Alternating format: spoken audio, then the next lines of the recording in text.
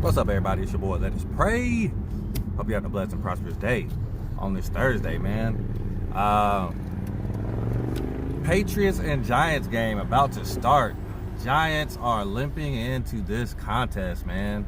Just found out that Daniel Jones won't have no Saquon, no Wayne Gallman, no Sterling Shepard. I believe Golden Tate is going to be available for the first time this season. So it's going to be the Daniel Jones show.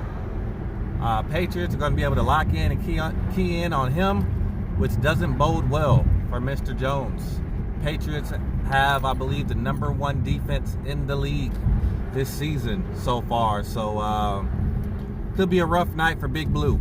In other news, I hadn't really touched on this, but what's that guy's name? Well, the GM, Darrell Morey, GM for the Houston Rockets, made some comments about anti-government protests in China, supporting those protesters. The Chinese government took exception to those comments that were given on Twitter by Darrell Morey. NBA Commissioner Adam Silver came out in support of Darrell Morey, basically supporting democracy and, you know, in opposition of communism, because we know that democracy, you get freedom of speech, and I'm not going to get into the whole politics of it, but certain governments like to suppress the voices of their citizens. Democracy is supposed to be freedom of speech, freedom of political party, freedom of religion. So the Chinese government is pretty upset at one, Darrell Morey, then upset at two, Commissioner of the NBA, Adam Silver, that he came out in support of freedom of speech in every country, not just the United States, but supporting what we believe here in the United States is what's fair to do to your own citizens. So the Chinese government took off the NBA games that were supposed to be telecasted on, I don't know if it was ESPN or another network, but they blacked out all those NBA games. They had the Lakers and the Nets playing yesterday. They had some other games also.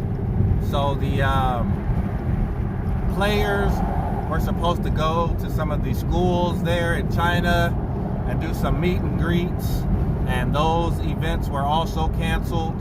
So it's a very tense situation with the Chinese government and the NBA right now. And to just add a little more fuel to the fire, U.S. Congress today asked Commissioner Adam Silver to withdraw all NBA activities from China. That's huge. The Chinese market is one of the biggest markets in the world. They have a huge NBA fan base there. Lots of money to be made, billions of dollars to be made by the NBA by having a partnership with China. I'm not saying the NBA shouldn't pull out, but I will find it very hard to believe that the NBA pulls out of China and walks away from these billions of dollars. It's going to be a situation worth monitoring, but also there was a comment that Yao Ming himself was very upset at Adam Silver. Yao Ming, former center for the Houston Rockets, came out. He made some comments against the NBA, against what was said, against the Chinese government, and he's not happy. The government's not happy. Yao Ming is somewhat of the ambassador for basketball in China. So having those two, having Yao Ming unhappy, having the Chinese government unhappy is a huge hurdle to climb to rebuild that partnership with China. So stay tuned on that. It's something worth monitoring. I don't know if it'll turn into anything more. I don't know if this just kind of gets swept under the rug and they let bygones be bygones, or if China really holds a grudge against the United States. Sometimes things like this can escalate to other matters in politics. If you can't get along in sports, then sometimes that kind of spills over into politics. So I will say I do hope all the NBA players, all the teams, and if they're coaches, families, if they're over there right now, I pray for all their safety, that they get back safely, that no one does anything crazy.